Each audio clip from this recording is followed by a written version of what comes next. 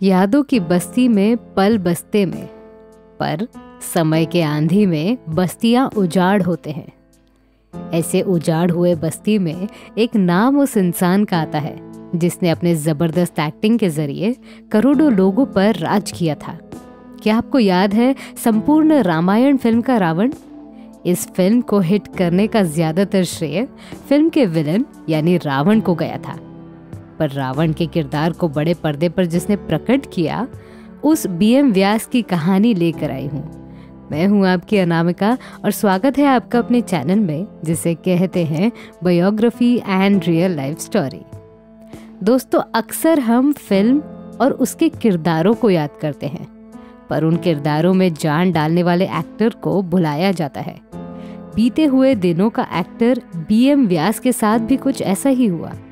जब अंत समय आया तब फिल्मों के बड़े बड़े ठेकेदारों ने उनका नाम भी नहीं लिया। ऐसे में अगर बीएम व्यास को कोई कहता कि साहब कैसे हो आप, तब अपने अंदाज में व्यास साहब बोलते थे, जिंदा हूँ इस तरह कि जिए जा रहा हूँ मैं, जलता हुआ दिया हूँ, टिमटिमा रहा हूँ मैं। इन पंक्तियों के जरिए हमें एहसास होने लगता है कि किस तरह बीएम व्यास अपने अंतिम दिनों की राह देख रहे थे। तो कानर और कोचिन की सखावत से माला माल होकर लौटते वक्त इंसानियत भी भूल गया। उसकी जाबराना, वैश्याना, कातलाना हरकत के अरब और हिंदुस्तानी मल्ला जिंदा सबूत हैं जिनके भेड़ों को उसने लूटा, पामाल किया, नाक और कान काटने के बाद जलते हुए बारदानों से जकड़े हुए मजलूमों के हथौड़ों से टांग तोड़ डाले। क्या तवारी इतनी गवाह रहेगी? खास नौजवानों की वो नजर आए। खैर, कहानी की शुरुआत उनके शुरुआती दिनों से करते हैं। बृजमोहन व्यास उर्फ बीएम व्यास जी का जन्म हुआ राजस्थान के चूरू शहर में। वो तारीख थी 22 अक्टूबर 1920। उनका परिवार साधारण प्रणाली का था। आपको जानकर आश्चर्य होगा, उनके बड़े भाई का नाम भारत व्यास है, जो अपने जमाने के प्रसिद्ध गीतकार थे, जो अधिकतर फिल्मों में सक्रिय थे। ऐसे घर में जब बीएम व्यास का जन्म हुआ तो जाहिर सी बात थी कि आगे चलकर वो भी फिल्म जगत के नामी हस्ती बनेंगे। इसीलिए बीएम व्यास को बचपन से संगीत के प्रति लगाव था। कहा जाता है कि उन्होंने 14-15 साल के उम्र में दूसरों को देख देख कर संगीत का अभ्यास किया। घर में एक हारमोनियम हुआ करता था जिसके मदद से उन्होंने खुद को संगीत के योग्य बनाया। साथ ही उनकी आवाज भी बहुत सुरीली थी। उस दौरान वो बीकानेर में रहते थे। वहां उनकी मुलाकात एक नेत्रहीन संगीतकार से हुई जो उन्हें मुफ्त में अलग अलग प्रकार के संगीत सामग्री का उपयोग करने देते थे। तो इस तरह बड़े ही कम उम्र में बीएम व्यास संगीत के शिक्षक भी बन गए और 20 साल के उम्र में वो ट्यूशन भी लेने लगे। बीएम व्यास की जिंदगी आनंद के साथ गुजर रही थी क्योंकि 17 साल के उम्र में ही उन्होंने विवाह किया था। अच्छी बीवी थी, रोजगार था, और क्या चाहिए जिंदगी में। एकाएकी 1940 के जमाने में भाई भारत व्यास ने बीएम व्यास को संदेशा भेजा कि तुम अब मुंबई आ जाओ, तुम्हें फिल्मों में अच्छा काम मिलेगा। तो इस प्रकार बीएम व्यास जी अपने बीवी को लेकर मुंबई आए और यहाँ उनकी मुलाकात गुलाम मोहम्मद से हुई, जो नौशाद साहब के असिस्टेंट थे। गुलाम मोहम्मद को व्यास जी की आवाज़ पसंद आई और उन्होंने उनकी मुलाकात नौशाद साहब से करवाई। 1943 के दौरान नौशाद साहब पहले आप फिल्म के म्यूजिक पर काम कर रहे थे। इस फिल्म में एक गाना इंडियन आर्मी पर फिल्माया गया था।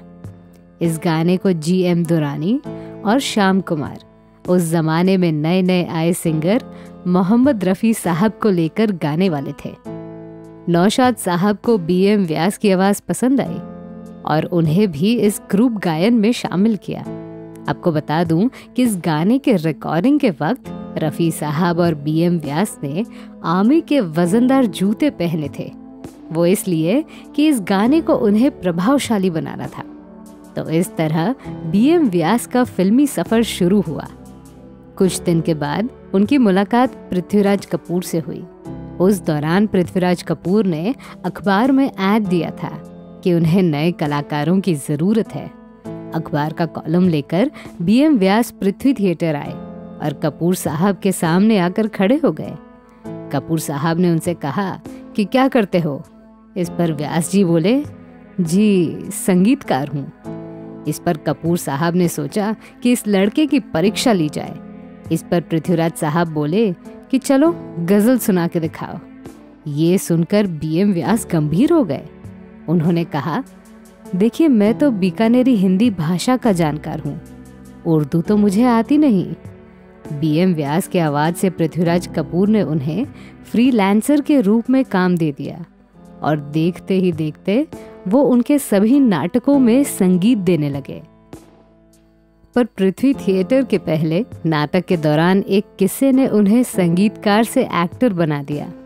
वो इस प्रकार था, 1944 में जब पृथ्वी थिएटर को बनाया गया तब पहला नाटक शकुंतला था। इसे संगीतबद्ध किया था खुद बीएम व्यास ने, पर इस नाटक के रिहर्सल के दौरान एक्टर केएन सिंह को एक संस्कृत लाइन बोलने में दिक्कत आ रही थी। ऐसे में बीएम व्यास ने केएन सिंह को अपने अंदाज में इस लाइन को बोल के दिखाया, पर पृथ्वीराज साहब ये सब देख रहे थे। उन्होंने तुरंत ही ऋषि कण्व का रोल बीएम व्यास को दिया। तो इस तरह 1944 में 24 साल के बीएम व्यास एक्टिंग फील्ड में आ गए। एक्टिंग का सिलसिला तो 1944 में शुरू हुआ, पर उन्होंने संगीत को छोड़ा नहीं। उस दौरान वो महेंद्र कपूर के टीचर भी बन गए। इसी वजह से महेंद्र कपूर साहब बीएम व्यास को अपना गुरु मानते थे। 1946 की नीचा नगर और 1948 की आग में छोटे छोटे किरदार करने के बाद 1949 की बरसात फिल्म ने बीएम व्यास को असली पहचान दिलाई। राज कपूर की बरसात फिल्म तो आपने देखी होगी। इस फिल्म में आपने नरगिस के पिताजी को भी देखा होगा, बस वही है बीएम व्यास। 1950 के बाद अपने गजब एक्टिंग के बल पर बीएम व्यास को पहचान मिलने लगी। आवारा, तुम सा नहीं देखा, बैजू बावरा जैसी फिल्में करने के बाद 1957 की 2 आंखें 12 हाथ फिल्म में कैदी के किरदार ने उन्हें उच्च बिंदु पर भेज दिया। इसके बाद 1958 की सम्राट चंद्रगुप्त फिल्म में चाणक्य का किरदार भी बड़ा हिट हुआ। पर बाबू भाई मिस्त्री की फिल्म संपूर्ण रामायण में रावण का किरदार आज भी तारीफ के काबिल लगता है। इस फिल्म को 1961 में रिलीज किया गया था। अपने जीवन काल में लगभग 200 के करीब फिल्में करने के बाद 90 के दशक में उन्होंने एक्टिंग से संन्यास लिया और अपने परिवार के साथ खुशहाल जीवन जीने लगे। उन्हें 6 बेटियां और 1 बेटा है। शाहरुख खान अभिनीत 1995 की ओ डार्लिंग ये मेरा इंडिया उनकी आखिरी फिल्म साबित हुई। पर 90 के दशक के बाद आधुनिक फिल्मकारों ने उन्हें भुला दिया और वो काल के पर्दे के पीछे जाने लगे। उन्होंने अपना अंतिम समय मुंबई नज़दीक कल्याण शहर में बिताया और खामोशी के साथ 11 मार्च 2013 को उनका देहांत हो गया।